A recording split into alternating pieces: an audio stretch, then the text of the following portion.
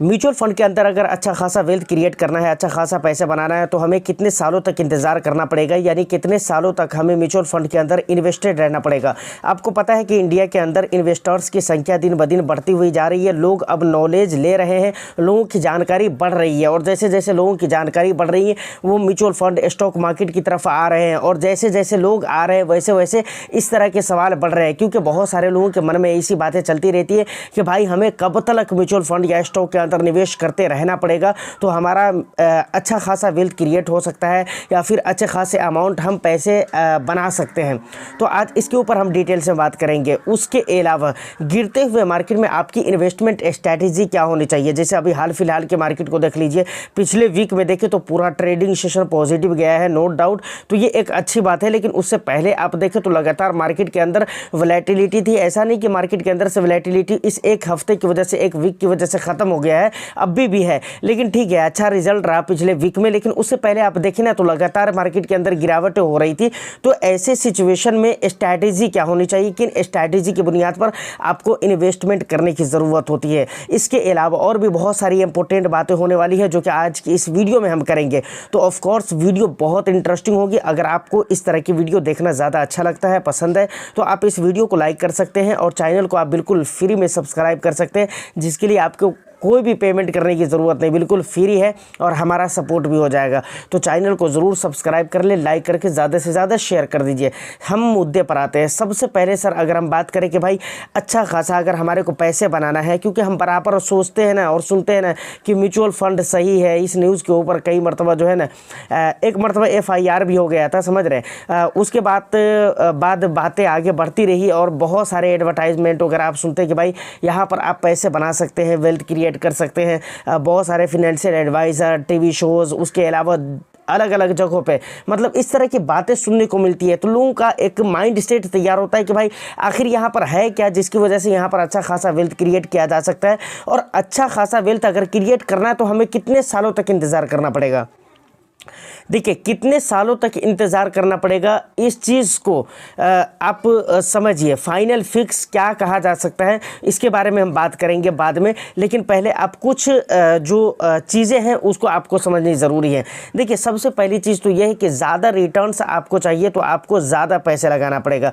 क्योंकि आप देखिए अगर आप 1 लाख रुपये किसी बिजनेस के अंदर निवेश करते हैं, मानकर चलिए 1 लाख रुपया के निवेश करके आपने कोई दुकान ओपन कर ली या फिर कोई सेटअप ओपन कर लिया, कुछ भी आपने किया, बिजनेस में आपने 1 लाख रुपया लगाया, तो यकीन माने कि आपके जो प्रॉफिट होंगे वो 1 लाख के हिसाब से ही प्रॉफिट होंगे। ऐसा नहीं कि 1 लाख लगाया आपने और डायरेक्टली वो 10 लाख बन जाएंगे, ऐसा तो होने वाला नहीं है। आप 1 लाख रुपया लगा रहे हैं या 5 लाख रुपया लगा रहे हैं तो उसके जो प्रॉफिट निकल कर आएंगे उसी हिसाब किताब से होंगे। यही चीज़ें म्यूचुअल फंड के अंदर भी काम करती है कि भाई वहाँ पर जो प्रॉफिट होंगे वो 1 लाख रुपये पर ही आपको रिटर्न्स मिलेंगे ना, क्योंकि आपने 1 लाख रुपये लगाया है म्यूचुअल फंड के अंदर। तो ये सबसे पहली चीज़ है जो कि आपको समझना चाहिए। वो भी आप 1 लाख रुपया अगर एक ही मरतबा आप लगाते हैं तो कि मैं बात कर रहा हूँ, अगर 1 लाख रुपये का आप ये सोच रहे हैं कि भाई 10-10 हज़ार रुपये करके हम 10 महीने में SIP करेंगे, तो आप सोचें कि धीरे धीरे आपके रिटर्न्स बनेंगे, आहिस्ता आहिस्ता रिटर्न्स बनेंगे। लेकिन इसके फ़ायदे ये हो जाएंगे कि भाई आपके रिस्क जो है ना वो रिड्यूस हो जाते हैं, समझ रहे हैं। ये सबसे पहली चीज़ है कि ज़्यादा पैसे लगाएंगे तो रिटर्न्स ज़्यादा बनेंगे। दूसरी बात ये है कि इक्विटी के जो रिटर्न्स होते हैं वो पूरी तरह से मार्केट सिचुएशन के ऊपर डिपेंड करते हैं। अक्सर लोग इसी चीज़ को भुला देते हैं। मार्केट के सिचुएशन अगर अच्छे रहेंगे तो आपके रिटर्न्स अच्छे बनेंगे, अगर बहुत अच्छे रहेंगे तो रिटर्न्स भी बहुत अच्छे बनेंगे। लेकिन अगर मार्केट की सिचुएशन ख़राब रहे तो वहाँ पर आपके रिटर्न्स ख़राब भी जा सकते हैं, नेगेटिव रहा लंबे समय तक के। तो ऐसा भी इतिहास में देखा गया है कि भाई साल भर तक कोई रिटर्न्स ही नहीं बना। जैसे 2018 वगैरह में पूरा वो साल देखेंगे तो आपको रिटर्न्स ही नहीं है उसमें 2018 के अंदर। लेकिन CAGR तौर पे 2018 का रिटर्न्स दिखला रहा है, जबकि स्मॉल कैप वहाँ पर माइनस में है 2018 का, एग्जैक्टली 2018 का रिटर्न्स आप देखेंगे तो ऐसा होता है कई मरतबा कि भाई पूरा साल तक ऐसा हो सकता है कि भाई आपको रिटर्न्स ना मिले, समझ रहे हैं ना। तो कहने का मतलब ये है कि मार्केट सिचुएशन ये बहुत ज़्यादा इंपॉर्टेंट है। मार्केट के ऊपर डिपेंडेंट होते हैं कि भाई आपको रिटर्न्स कैसे मिलेंगे। मार्केट अच्छा रहा तो आपको अच्छे रिटर्न्स, ख़राब रहा तो ख़राब रिटर्न्स मिलेंगे। अब यहाँ पर एक चीज़ और भी समझने वाली है कि मार्केट बहुत चीज़ों के ऊपर डिपेंड करता है। इक्विटी के रिटर्न्स मार्केट के ऊपर डिपेंड करते हैं और मार्केट बहुत सारी चीज़ों के ऊपर डिपेंड करती है, समझ रहे हैं। जैसे मैं आपको बता दूं, जीडीपी हो गया, इन्फ्लेशन हो गया, देश के हालात हो गए, राजनीति हालात हो गए, इसके अलावा और भी दूसरी चीज़ें, बहुत सारी ऐसी चीज़ें हैं जो मार्केट को इम्पैक्ट कर सकती है, जिसका अच्छा या बुरा असर मार्केट के ऊपर देखने को आपको मिल सकता है। तो ये सारी चीज़ें हैं जिससे मार्केट इम्पैक्ट होती है, जो मार्केट को इम्पैक्ट करती है, और मार्केट को इम्पैक्ट करती है, मार्केट का रिटर्न्स अच्छा या बुरा करती है, और फिर आपके रिटर्न्स अच्छे या बुरे होते हैं, जो मार्केट को अच्छा या बुरा करता है, और मार्केट आपके रिटर्न्स को अच्छे या बुरे करते हैं। तो फाइनली उम्मीद है कि आपको इतनी सारी बातें समझ में आ गई। अब अगर फिक्स कहा जाए तो देखिए, कोई भी टाइम पीरियड फिक्स नहीं है कि भाई आपको 2 साल या 4 साल या 6 साल के अंदर अच्छे खासे पैसे बन जाएंगे। लेकिन हाँ, एक बात मैं आपको ज़रूर कहूँगा कि 3 साल से लेकर अगर 5 साल के लिए आप इन्वेस्टमेंट करते हैं तो वहाँ पर आपके नुकसान होने के चांसेस सिर्फ 25% ही रह जाते हैं।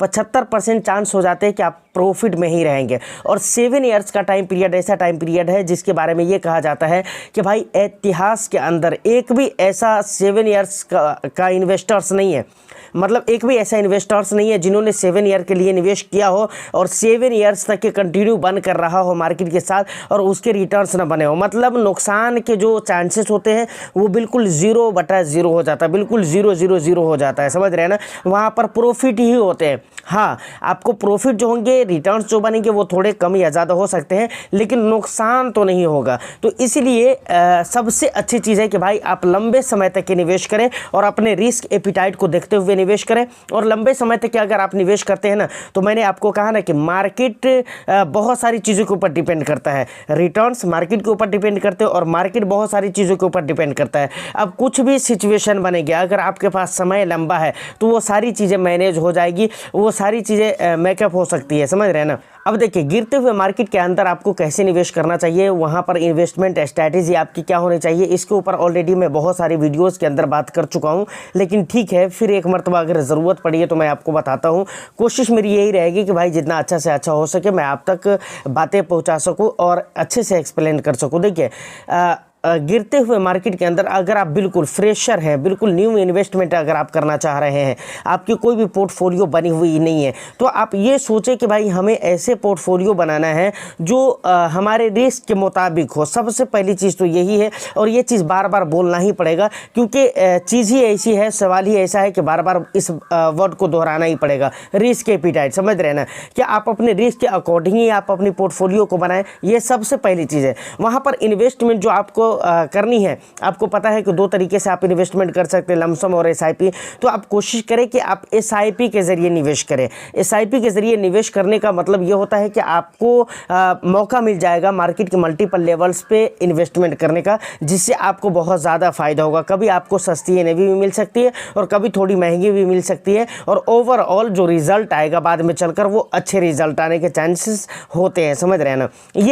ये 2 चीज़ें मुझे लगता है कि आप याद रख लिए तो मुझे लगता है और बहुत ज़्यादा कुछ कहने और सुनने की ज़रूरत नहीं है। प्लस टाइम पीरियड जो आपके पास होना चाहिए, इन्वेस्टमेंट का जो होराइजन होना चाहिए वो लंबा समय होना चाहिए। ऐसा नहीं कि आप 6 महीने, साल भर, 2 साल के लिए, 1.5 साल के लिए आप निवेश कर रहे हैं, तो ये चीज़ें सही नहीं है। ख़ासतौर से अगर इक्विटी के अंदर आप पैसा लगा रहे हैं तो इतने दिनों के लिए आपको आना ही नहीं चाहिए। और वो बहुत मरतबा आपने सुना होगा कि भाई स्टॉक मार्केट या म्यूचुअल फंड ये लक का गेम है, यहाँ पर लक की वजह से पैसे बनते हैं, तो बिल्कुल सही बात है। लेकिन आप शॉर्ट ड्यूरेशन के लिए निवेश करते हैं तो 100% यहाँ पर लक ही काम करता है, ये मैं भी मानता हूँ, और एक तरह का गैम्बलिंग ही है ये, समझ रहे हैं। अगर आप शॉर्ट ड्यूरेशन के लिए बहुत कम समय में बहुत आपका ये अरमान है कि भाई बहुत अच्छा पैसा मैं बना लूँगा, और इस हिसाब से आप आ रहे हैं, इस थिंकिंग के साथ आ रहे हैं, तो आपके लिए गैम्बलिंग ही है। और दूसरी बात कि बिल्कुल वहाँ पर लक ही काम करेगा, समझ रहे हैं। बाई लक हो सकता है कि आपके पैसे बन जाए, तो वहाँ पर लक ही बोला जा सकता है, लेकिन एक्चुअली में ये लक का गेम नहीं है, ये पूरी तरह से स्किल का गेम है।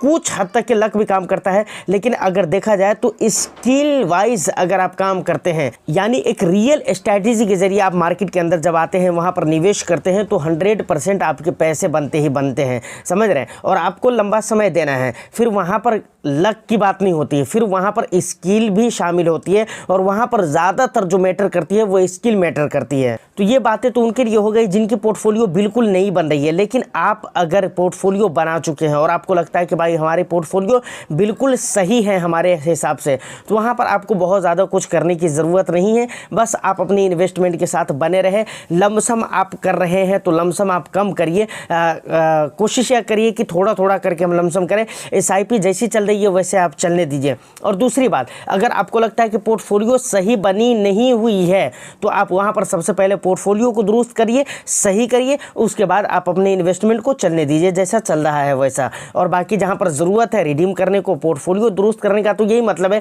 कि जहाँ पर से रिडीम करना पड़े वहाँ पर से रिडीम करिए। जहाँ पर एवरेज आउट करने की ज़रूरत है वहाँ पर आप उसे एवरेज करें और उसके बाद आप चलने दीजिए अपने इन्वेस्टमेंट को। बस इन्हीं तमाम तर बातों को आप याद रखिए और ये कुछ मेन पॉइंट्स हैं जिसे आप याद रख सकते हैं और ये आपके हेल्प करने वाले हैं आपके इन्वेस्टमेंट जर्नी में। तो वीडियो में यहाँ तक अगर आप पहुँच चुके हैं तो मुझे उम्मीद है कि आपको बहुत सारी बातें क्लियर हो चुकी होंगी, बहुत सारी बातें आप समझ चुके होंगे।